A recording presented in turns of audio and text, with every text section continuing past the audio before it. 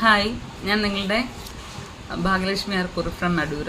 ഞാൻ ഒരു പ്രധാനപ്പെട്ട ഒരു കാര്യം പറയാനാണ് ഞാൻ വന്നിരിക്കുന്നത്. എല്ലാവരും ശ്രദ്ധിക്കേണ്ട ഒരു കാര്യമാണ്. കാരണം നാളെ നമ്മുടെ ഇലക്ഷൻ ആണല്ലോ. അപ്പോൾ എനിക്കൊരു സ്ലിപ്പ് കിട്ടിയിട്ടുണ്ട്. എൻ്റെ ഈ വിരലിൻ്റെ അടുത്തിരിക്കുന്നത് നിങ്ങൾക്ക് കാണാൻ പറ്റുമെന്ന് അറിയത്തില്ല. ഇതിപ്പം മിററാണല്ലോ. എൻ്റെ 267 എഴുതിയതിൻ്റെ അടിയിൽ എഴുതിയിരിക്കുന്നത് ലീന സാം. അതെന്തെങ്കിലും ആയിക്കോട്ടെ. പല പ്രാവശ്യം എൻ്റെ പേര് മതി. എനിക്ക് ലീന സാം എന്ന് പറഞ്ഞൊരു ലീഗൽ പേര് എനിക്കില്ല. എൻ്റെ പേര് ലീഗൽ പേര് എൻ്റെ ലീന ബേബി എന്നാണ്. അപ്പോൾ പല പ്രാവശ്യമായിട്ട് 3 പ്രാവശ്യം ലീന ബീവി, ലേയ ബീവി, ലിയ ബേബി ഇങ്ങനെ പറഞ്ഞ് 3-4 പ്രാവശ്യം ഇങ്ങനെ എൻ്റെ പേരുകൾ വേറെ വ്യത്യസ്തമായിട്ടുള്ള പേരുകളാണ് വന്നത്. അപ്പോൾ ഇപ്പോൾ വന്നേക്കുന്നത് ലീന സാം എന്ന്. ഞാൻ ഡിവോഴ്സ് ചെയ്യാൻ നിങ്ങൾക്കറിയാമല്ലോ. അപ്പോൾ എൻ്റെ ഹസ്ബൻഡിൻ്റെ പേര് സാംകുട്ടി എന്നായിരുന്നു. അപ്പോൾ അറിയാവുന്ന ആരാണ്ട് ചേർത്ത പേരാണ് ലീന സാം എന്ന്.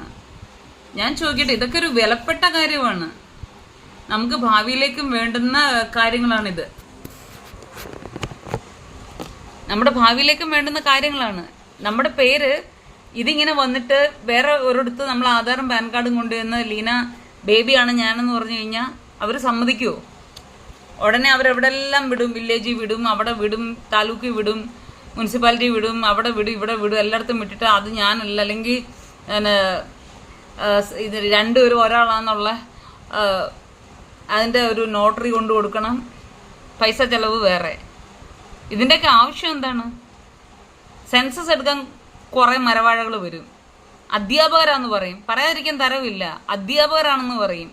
അല്ലെങ്കിൽ മറ്റുള്ള ആൾക്കാരാണെന്ന് പറഞ്ഞ് സെൻസസ് എടുക്കാൻ വരും മുനിസിപ്പാലിറ്റിയിൽ നിന്നൊക്കെ.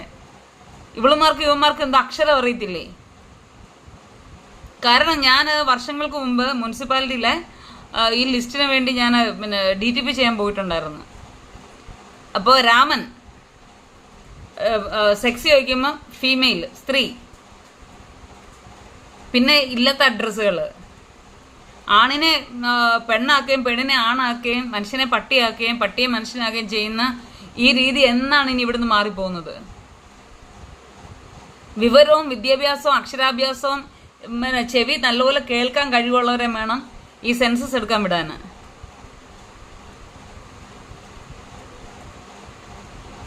ഇത് ഗവൺമെന്റ് തലങ്ങളിൽ ലീഗലായിട്ട് പോകേണ്ടുന്ന കാര്യങ്ങളൊക്കെയാണ്.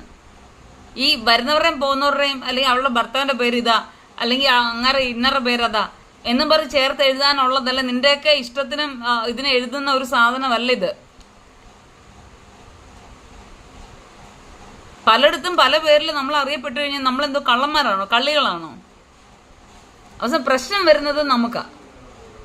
ഇതെല്ലാം തെളിയിക്കാൻ നടക്കണം, അത് നടക്കണം, ഇത് നടക്കണമല്ല.